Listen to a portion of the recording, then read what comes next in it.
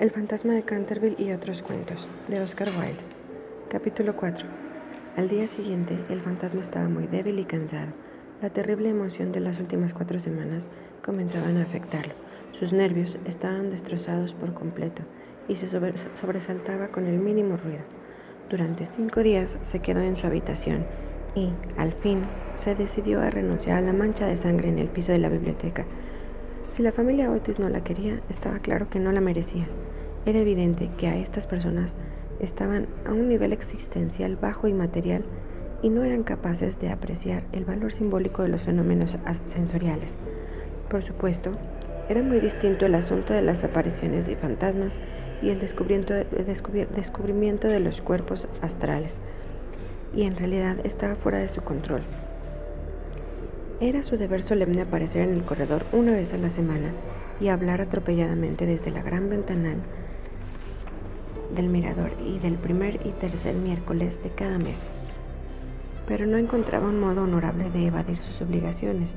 Era cierto que en su vida había sido muy maligna, pero por otra parte estaba muy consciente de todas las cosas relacionadas con lo sobrenatural. Por lo tanto, durante los 3 sábados siguientes atravesó el corredor como de costumbre, entre la medianoche y las 3 en punto, tomando todas las precauciones posibles y que no lo vieran o lo oyeran. Se quitaba sus botas, pisaba con la mayor suavidad las posibles y viejas tablas corroídas por los gusanos, usaba una larga capa de terciopelo negro y tuvo el cuidado de usar el lubricante Rising Sun para engrasar sus cadenas. Es necesario reconocer que tuvo que superar muchas dificultades para adoptar este último modo de protección. Sin embargo, una noche mientras la familia cenaba, se deslizó a la recámara del señor Otis y secó una botella. Al principio se sintió un poco humillado, pero después fue lo bastante sensible para apreciar que había habido mucho que decir sobre ese invento y, en cierto grado, servía para su propósito. No obstante, a pesar de todo, enfrentó varias molestias. Una y otra vez dejaban tendidas cuerdas de un lado al otro del corredor. Con las cuerdas se tropezaba y en la oscuridad, y en una ocasión, mientras se vestía para interpretar al negro Isaac o al cazador Ugly Woods, tuvo una tremenda caída al pisar un tobogán de mantequilla que los gemelos habían preparado desde la entrada del salón de tapices hasta el pie de la escalera.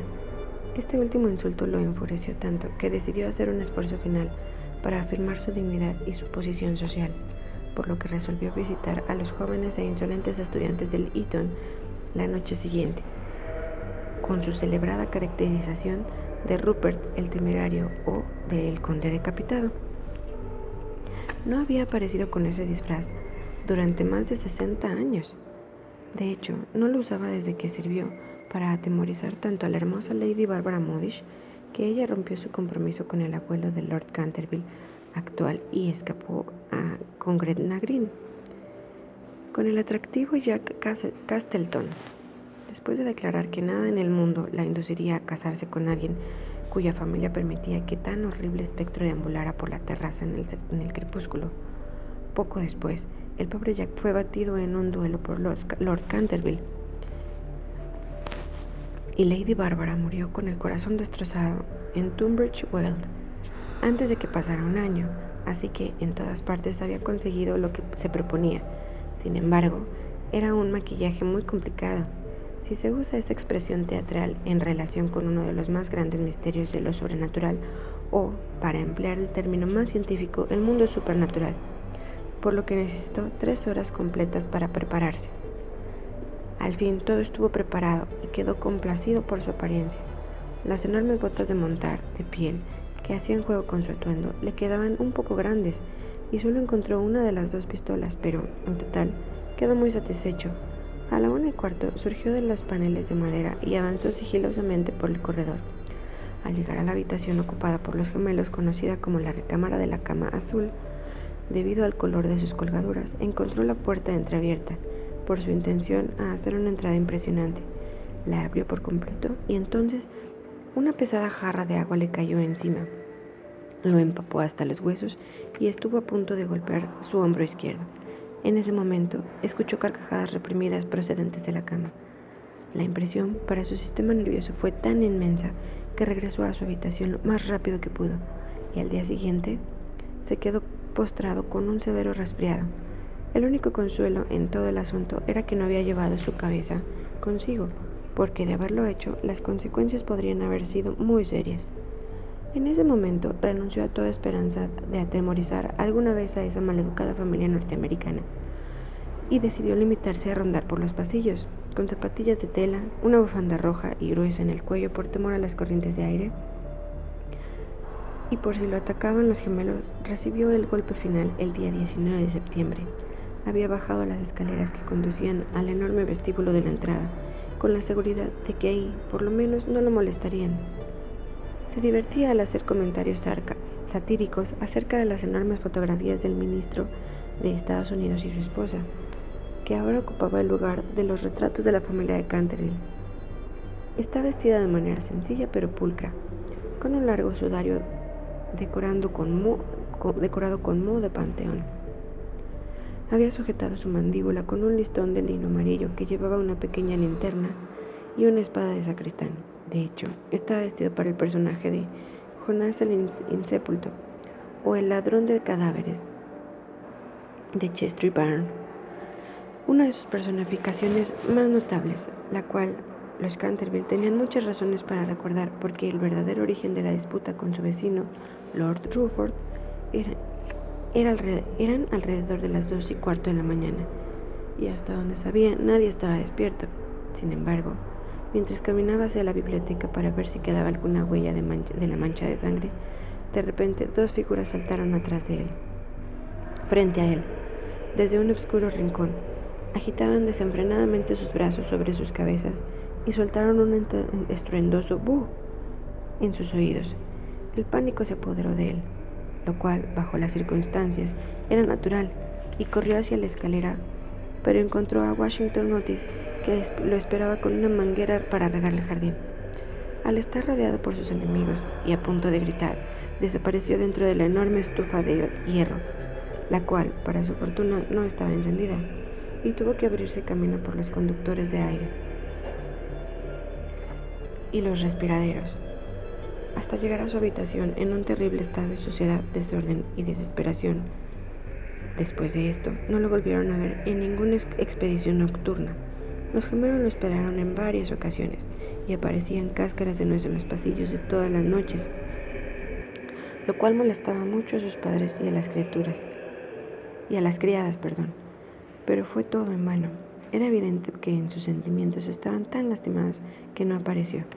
Por lo tanto, el señor Otis reanudó su inmensa obra acerca de la historia del Partido Democrático, a la que le había dedicado varios años. La señora Otis organizó una estupenda comida con las almejas horneadas que sorprendió a todo el mundo, a todo el condado.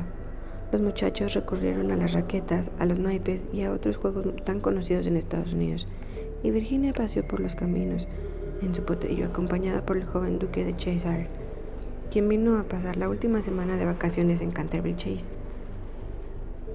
Todos suponían que el fantasma se había ido, y de hecho el señor Otis le escribió una carta al respecto a Lord Canterville, quien en respuesta manifestó su inmenso placer por la noticia y le envió una felicitación a la honorable esposa del ministro.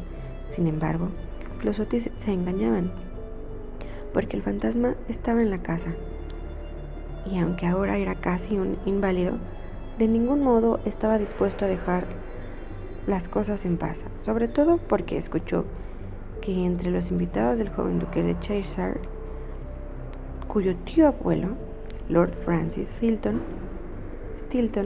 una vez apostó 1000 guineas con él y con el coronel Carbury a que jugaría los dados con el fantasma de Canterville, y la mañana siguiente fue encontrado tirado en el piso, a la sala de los juegos, y tan desamparado por la parálisis que, aunque vivió hasta una edad avanzada, nunca más volvió a decir nada, excepto un doble 6. La anécdota fue muy difundida en su época, aunque por respetar los sentimientos de las dos familias de la nobleza, se hicieron grandes esfuerzos por acallarla. Una descripción pormenorizada de todas las circunstancias relacionadas con el hecho que se encuentran en un tercer volumen de la obra de Recuerdos del Príncipe Regente y sus amigos, de Lord Tattle. Por lo tanto, era natural que el fantasma estuviera muy ansioso por mostrar que no había perdido su influencia sobre los Stilton, con quienes en realidad tenían un lejano parentesco, porque en su prima se había casado en segundas nupcias con el señor Bulkeley, de quien, como todos saben, desciende directamente el duque de Cheshire. Por lo consiguiente, se preparó para aparecer frente a la enamorada de Virginia en su personificación más celebrada, el monje vampiro o el Benedicto sediento de sangre. Una representación tan horrible que cuando la vio la anciana Lady Startup, lo cual ocurrió en una fatal víspera de Año Nuevo en 1764, emitió los gritos más grandes y desgarradores, los cuales culminaron en una violenta apoplejía. La anciana murió a los 3 días, después de desheredar a los Canterville, quienes eran sus parientes más cercanos, y de dejarle todo su dinero al apotecario de Londres. Sin embargo, en el último momento, su terror a los gemelos evitó que saliera de su habitación y el joven duque durmió en paz bajo el enorme dosel con plumas de la recámara real y soñó con Virginia. Gracias. Próximamente estaré subiendo el capítulo número 5. Adiós.